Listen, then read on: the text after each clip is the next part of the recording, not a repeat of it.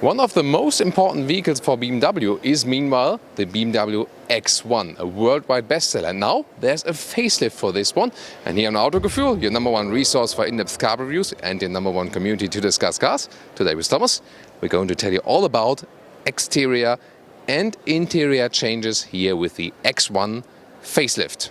Join us in Full HD, full screen and full length. Let's go.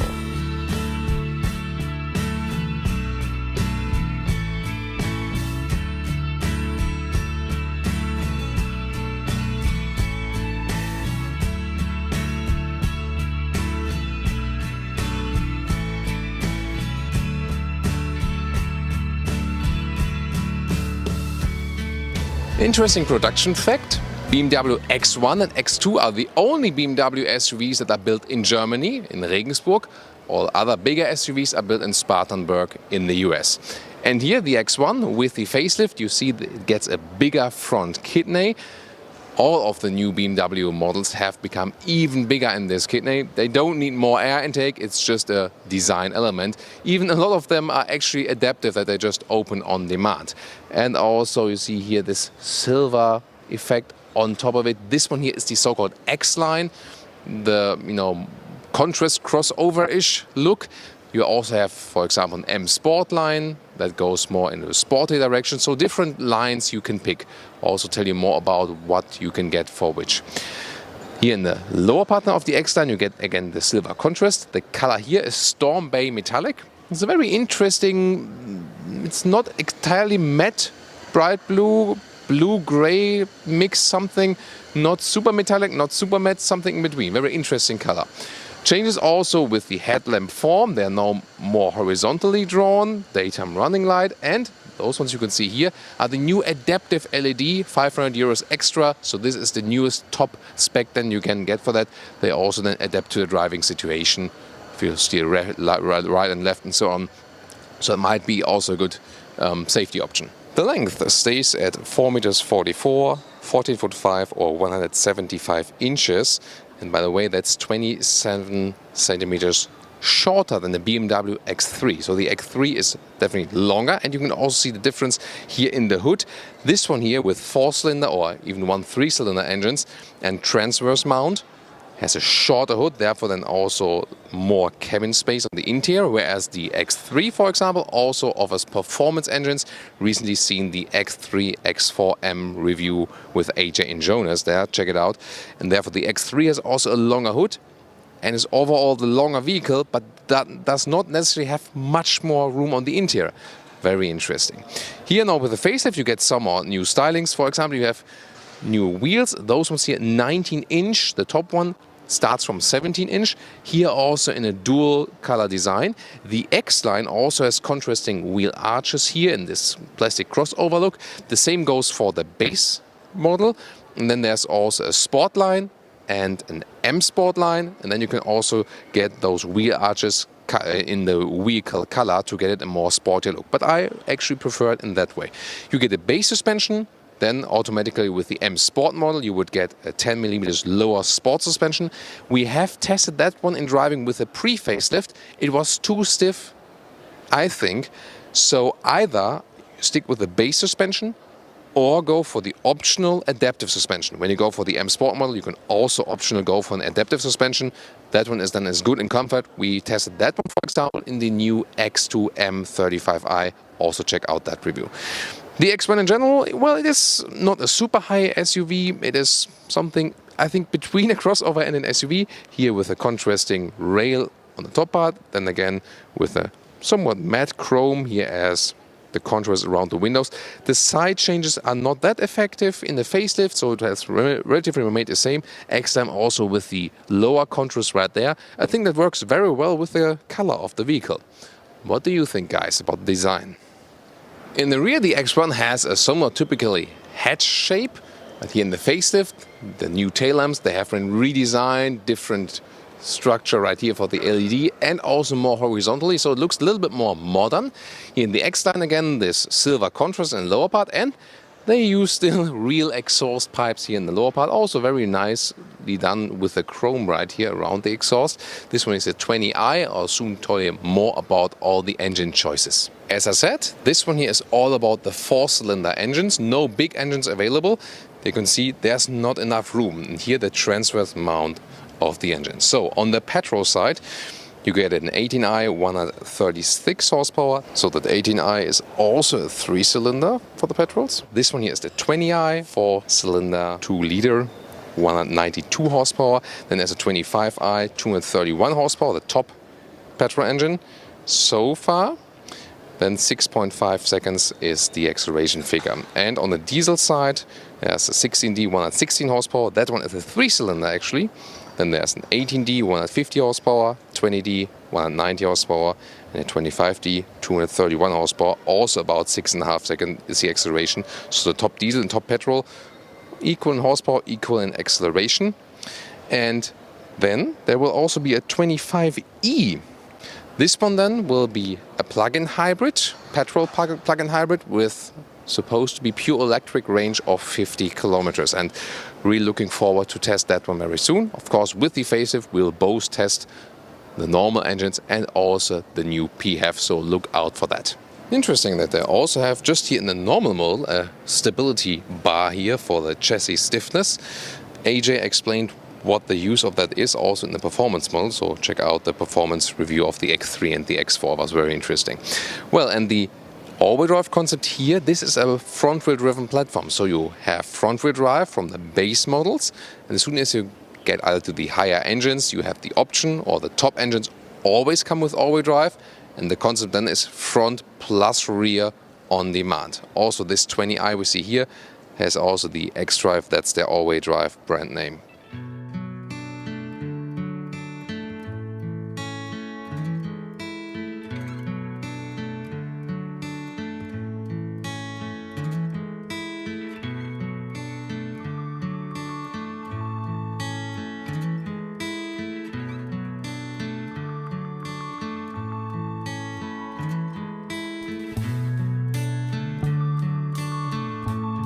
Now to the interior, car key, slim and light, door closing sound.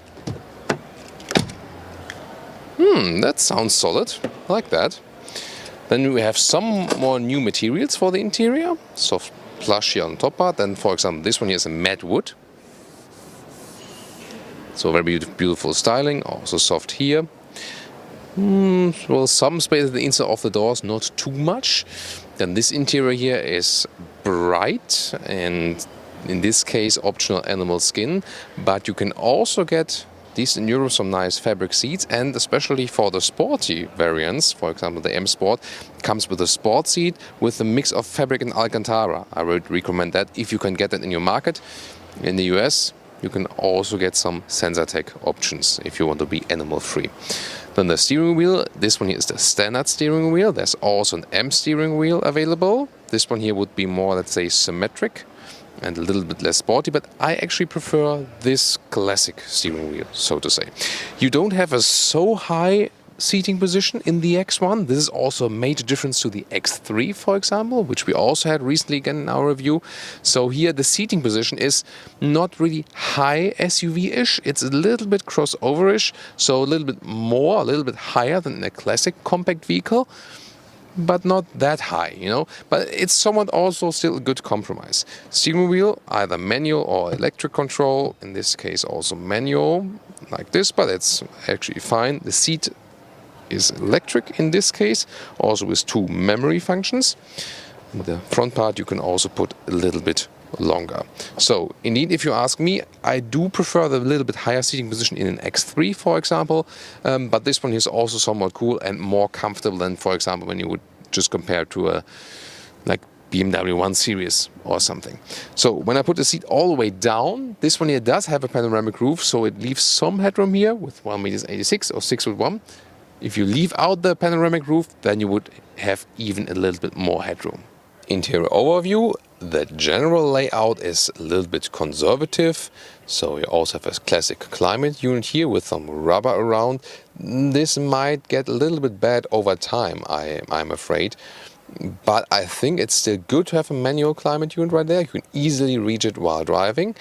Then, as for the screens, 6.5 or bigger one 8.8, then already with GPS, or this one, the new top one, 10.25 inch with the BMW operating system 6, so also a new iteration. That means also the menu is easier and you also have a touch screen. We'll soon go into details of that. Here again, the nice matte wood, soft touch at the top of the dashboard. New colors for the lower dashboard are also available, so different choices you have then there. And again, a look at the quite compact steering wheel, where on the right side you can control the volume or the voice input, for example. However, this one is not the all-new latest platform by BMW. Therefore, you do not get the same version of the software you get in the all-new models, for example in the all-new 1 series. And therefore you also have still this rather old-school menu, which is sometimes a little bit complicated. You can either do it with touch or with a lower control knob. And then, for example, here let's go to the map again. The GPS, it's quite fast and has a good overview, but again the menu structure is still a little bit complicated. Wireless CarPlay is available for that one now, so you can manage the mobile devices and also have the wireless CarPlay, for example, right here. It will be then in this menu right there. So again, for the X1 it's a nice, good addition, but when you know that something else more modern exists already in the BMW group, then of course you might ask yourself, why? But the problem is when they update the vehicles, they cannot put all the stuff in that are in the all-new vehicles. There's also a new head-up display. It's bigger to see in real life and also doesn't flicker, just in camera here a little bit, with a speed, allowed speed, and also some GPS directions. So a nice option to go for. Instruments, a mix of analog and digital, so-called black panel technology. You can see it gets illuminated like this then. And the real digital part is the screen right there in the middle part. And this one available in 2.7 or here, the bigger one, 5.7 inch. Lower middle console, you can slide this one open and you have adaptive cup holders and one classic USB supply and a 12-volt power supply. This one here is the automatic shifting lever. Next to that you can pick, for example, the Sport mode or the Eco Pro mode. So it depends on the driving modes you have selected. The adaptive suspension will also adaptive for suspension with that then. Then you have still this classic knob. It sounds quite nice also from the feedback. Some hotkeys, for example, access the map and so on. And then here we have another USB, and this one now is USB-C. So yeah, they offer a mix of that actually. And then we have this armrest. You can control the height. And then this one here is where we could put your phone, that it connects to the antenna, but also for inductive charging. The optional panoramic roof, it really goes all over the vehicle, so both in length and width. And this is the shade you can firstly open, and you can also open it completely to... That's really all over the vehicle, isn't it? So now we can open it up. Take a look at that. Let's see if we can have one more step. Yeah. There we go, and wow, that's really something. So the really exciting part here is the rear compartment of the X1, because it's not a long vehicle, but still you have decent amount of legroom here, even if you drive as a tall driver right there. And again, the X3 does not have significantly more legroom. That's where you can see that this front-wheel drive base concept is actually quite clever. Here with the panoramic roof you still have some headroom left then. Also nice materials here, soft touch at the inside of the doors in the rear, also with a matte wood. And it's a very upright and comfortable seating position here, so I really like that. You also have those latches next to you with all seats, and you can put it a little bit more back or you can sit a little bit more upright, depending on what you want. Isofix at the outside of the seats. And what's also new with the facelift, in the lower middle console, well, you cannot sit that well in the middle part because you have this all-wheel drive tunnel then, but there are new USB-C devices too for the rear passengers. Probably because, you know, your kids maybe have the more modern phone which already has a USB-C, while you have the old phone which still has the normal USB. So then, some cup holders right there. And you can even just flip the middle part right here. You know, we'll bury it a little bit. like this and use this one here, for example, as a ski hatch. Especially important if you live close to the Munich region here. So this rear compartment is actually my highlight of the X1. This hasn't changed with the facelift, but it's still one of the important core elements. And not to forget, you can also slide this bench here 13 centimeters forward and backward in a 2/3, 1/3 split. Yeah, like this won't be the maximum here, the difference. So if you want a little bit more trunk, or maybe you have a child seat here and then you can slide it forward, but then want more trunk there, or just like this split. So at least you are quite flexible. But when I'm sitting here, I would of course always use the most legroom. So the trunk capacity is 505 liters up to 1,550 liters, so that's very well usable. Here the lower compartment is very spacious, so pretty cool for that. Then here you have an even loading sill and quite square dimensions like that. This cover here you can also remove, and I already flipped one of those seats right there, so you see you have not only a 1/3, 2/3 split, but also an individual split if you want so. And if we flip it all the way around then, let's see, right here. So this would also be possible. I think this is the configuration that makes the least sense. But the problem is you have to do everything here from the rear, and I have to push the other seat up again to put that one down. So I think that's a little bit complicated. So now I would have to go to the other side again to release that one. Yeah, and there are no releasing handles here from the trunk area, so that's missing, so to say. Okay, so it takes a while until you have flipped everything down then. But then again, you have a quite nice possibility to store all your things. Also, here on each side, here for example for tension belts, it's a very good solution. And child safety test. Will I get squished? Easy and smooth. So if the engineer for that one is watching, well done. And now to our conclusion for today with the BMW X1 facelift. The most important change is the front. As usual with the facelift, the X1 now looks even stronger with this bigger double kidney, and especially in this silver design, I think that looks pretty fancy. And it also comes closer to the other SUV models then. The general difference still remains the same from the X1 to the X3. This one here a little bit more lower, smaller, crossover-ish. The X3 already has this very high elaborate SUV feeling, but this one here has a better package on the inside. That's also why this one is meanwhile one of the most sold BMW models, in some cases also indeed the overall most sold, depending on the market and depending on the time period, because it is first of all the cheapest BMW SUV. And also, it's not so long on the exterior, but it already offers a good package on the interior. And also solid build quality. New infotainment system upgrade here. That will also help, especially with the wireless CarPlay, for example. However, it's not the newest 7.0 software system from the new platforms that offer the extensive voice support, for example, and also this even easier menu structure. So that's what you have to live with in this case, but already a good upgrade infotainment system-wise. The question, however, remains if you want to go for all of those options, because here with the 20i X-Line at least 40,000, and with all of the options here we included today, 62,000 euros, this very test vehicle.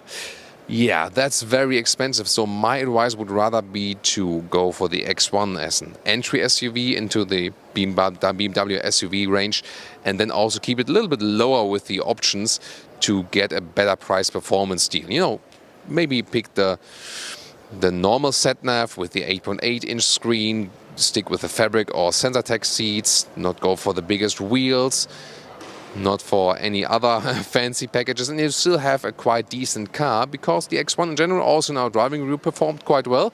But again, best with the base suspension, or then if you want to go in a high price spec, then the adaptive suspension. So I hope you liked our insight here today with the BMW X1 facelift. Soon we will also drive it for you, of course, and especially looking forward then to the next year when they will also present the plug-in hybrid for this very car.